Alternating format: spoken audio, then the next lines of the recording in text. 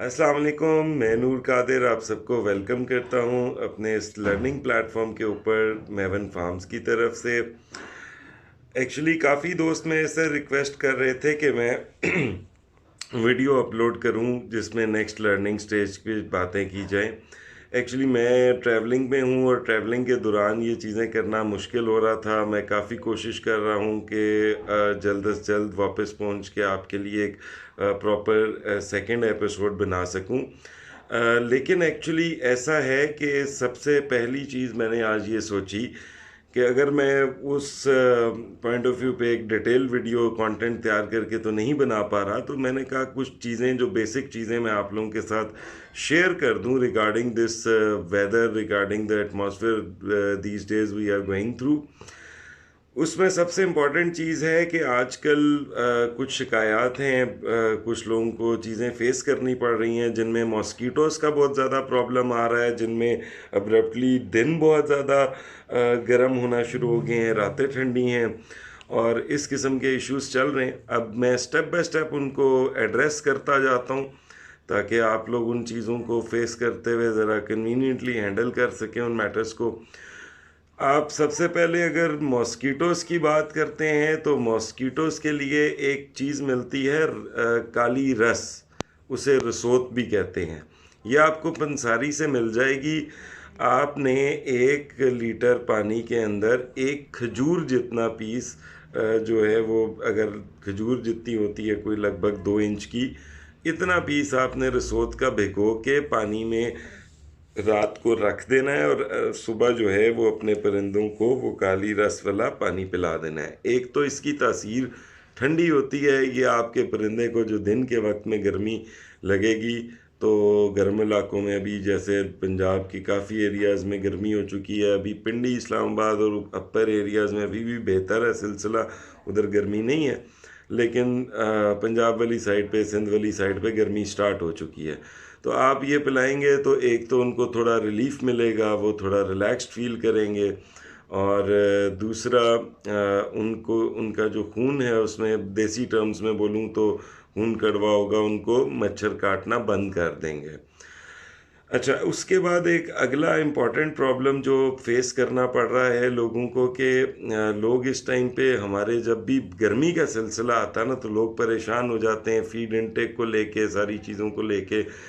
अब इस दौरान में एक तो अपनी सबसे इम्पॉर्टेंट चीज़ जो है वो आप ठीक कर लीजिए कि आप फीड जो दे रहे हैं, काफ़ी लोग फीड वन टाइम कर देते हैं। वन टाइम करना मुनासिब चीज़ नहीं है, वो उससे आपके बर्ड की प्रोडक्शन और सारी चीज़ों पे काफ़ी इम्पेक्ट पड़ता है।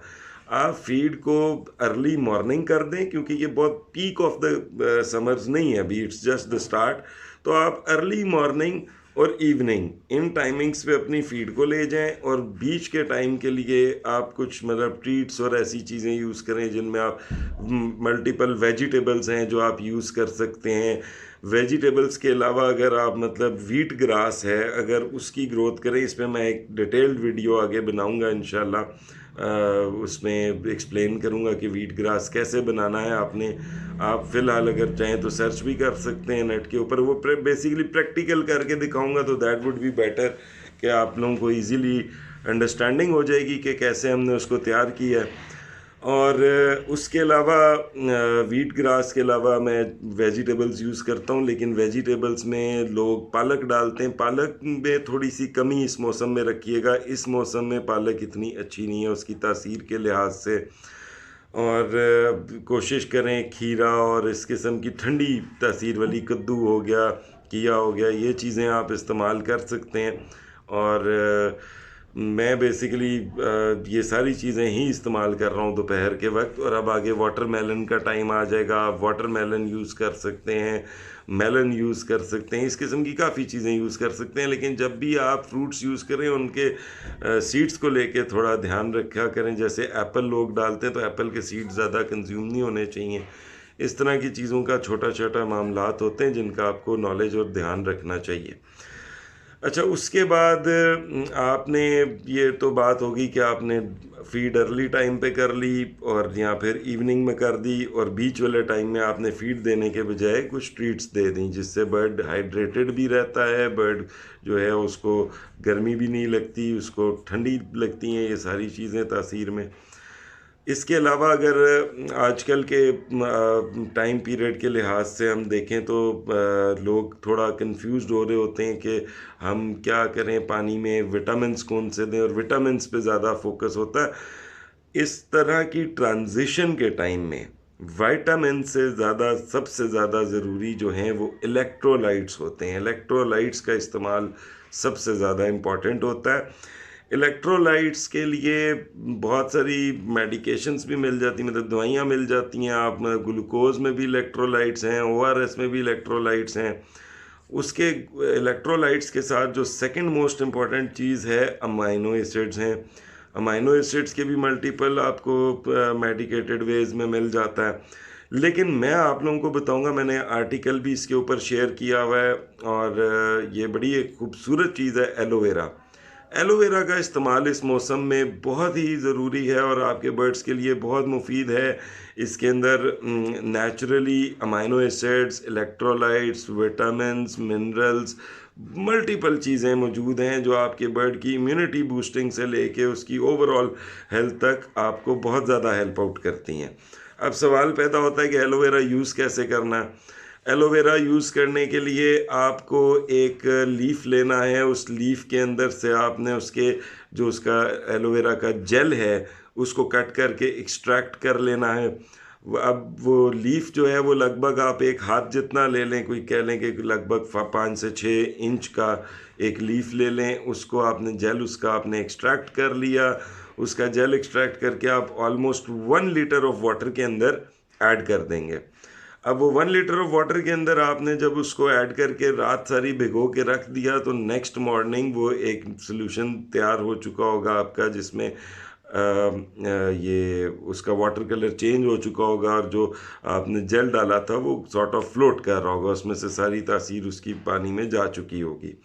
اب اس میں 2-3 چیزوں کا خیال رکھنا بڑا ضروری ہے۔ ایک تو گرم جگہ پہ آپ نے یہ بھگویا ہوا جو ایلو ویرا ہے یہ آپ نے گرم جگہ پہ نہیں رکھنا۔ اگر آپ گرمیاں ہیں اور گرم جگہ ہیں تو آپ اس کو ایون کہ فریج میں بھی رکھ سکتے ہیں، فریزر میں نہیں رکھنا، فریج میں آپ اس کو سٹور کر سکتے ہیں۔ دوسری چیز کا آپ نے یہ دھیان کرنا ہے کہ اس کے انزائمز بہت ڈیلیکیٹ ہوتے ہیں، بہت ویک ہوتے ہیں، تو اس پانی کو زیادہ شیک نہیں کرنا۔ ایون کہ جب آپ نے سرو بھی کرنا ہے تو بڑے پیار سے اس کو پانی کو آپ نے برتن کے اندر پور کر دینا ہے۔ آپ اس کے اگر اس پانی کو زیادہ شیک کریں گے تو وہ اس سے انزائمز بریک ہو جائیں گے، اس کی وہ تاثیر اور وہ فائدہ نہیں بچے گا۔ اب آپ نے نیکسٹ مارننگ جب یہ سرو کرنے جا رہے ہیں آپ، تو وہ آپ نے کیسے سرو کرنا ہے کہ آپ نے جو 1 لیٹر وہ تیار کیا تھا اس کے اندر آپ کہہ لیں کوئی لگ بھگ آپ نے 300 ml کے round fresh tap water add کرنا ہے۔ وہ فریش ٹیپ واٹر آپ ایڈ کر کے اپنے برڈس کو یہ پانی سرو کر دیں گے۔ اب یہ میں نے وہ چیزیں آپ کو ایکسپلین کر دی جو آج کل ہلکی ہلکی گرمی کا موسم جو انٹروڈیوس ہو رہا ہے اس کے لیے، پلس یہ جو راتیں ٹھنڈی ہو رہی ہیں ان کے لیے مسئلہ یہ ہوتا ہے کہ برڈ دن میں گرمی دیکھتا ہے، ایک دم سے رات کو ٹھنڈی ہوائیں چلنا شروع ہو جاتی ہیں یا بیچ میں ہلکی پھلکی بوندا باندی شروع ہو جاتی ہے، تو اس سے خطرہ ہوتا ہے ریشہ نزلہ بننے کا۔ اس کے لیے سب سے اچھی چیز ہے کہ آپ لہسن اور ادرک کا استعمال کریں، ملٹیپل ویز میں کیا جا سکتا ہے۔ اس کا پانی کا استعمال بھی کیا جا سکتا ہے، پانی میں مکس کر کے اس کا جوس ایکسٹریکٹ کر کے کیا جا سکتا ہے، اس کو چاپ کر کے آپ کھلا سکتے ہیں۔ تو لہسن اور ادرک کا آپ استعمال کریں گے، یہ بہت ساری اچھی پراپرٹیز رکھتا ہے، خاص طور پہ اینٹی بائیوٹک پراپرٹیز رکھتا ہے۔ تو آپ کو اینٹی بائیوٹکس اللہ واسطے کی نہیں دینی پڑیں گی فار پریکاشنری میئرز، آپ جسٹ اس کی بیسس پہ سٹارٹ کر سکتے ہیں۔ اچھا، اب یہ ساری چیزیں تو ہو گئیں جو بیسکس آج کل کے جتنی گرمی ہے اس کے حساب سے ہیں۔ جیسے جیسے یہ موسم پیک کی طرف جاتا جائے گا میں آپ کو اور سے اور بہتر چیزیں بتانے کی کوشش کرتا رہوں گا تاکہ آپ کے برڈز جو ہیں وہ ہانفے نہ، یعنی کہ جیسے وہ چکن بارکنگ ہوتی ہے جسے ہم ہانفنا کہتے ہیں، مرغی یوں یوں تیز سانس لے رہی ہوتی ہے، تو وہ چیزیں نہ ہوں، اس قسم کے پرابلمز نہ ہوں، تو وہ چیزیں آپ کو انشاءاللہ गाइड करता रहूँगा। अल्लाह पाक खैर रखे। अपना ख्याल रखिएगा। फ़िलहाल मुझे इजाज़त दें और इंशाअल्लाह मैं लाहौर वापस पहुंच के आप लोगों को जल्द से जल्द एक प्रॉपर वीडियो, जो हमने वो चिक रेजिंग का कॉन्सेप्ट वो शुरू किया हुआ था, उसके ऊपर जो है वो नेक्स्ट वीडियो इंशाल्लाह मैं जल्द से जल्द आप लोगों को बना के भेजूँगा।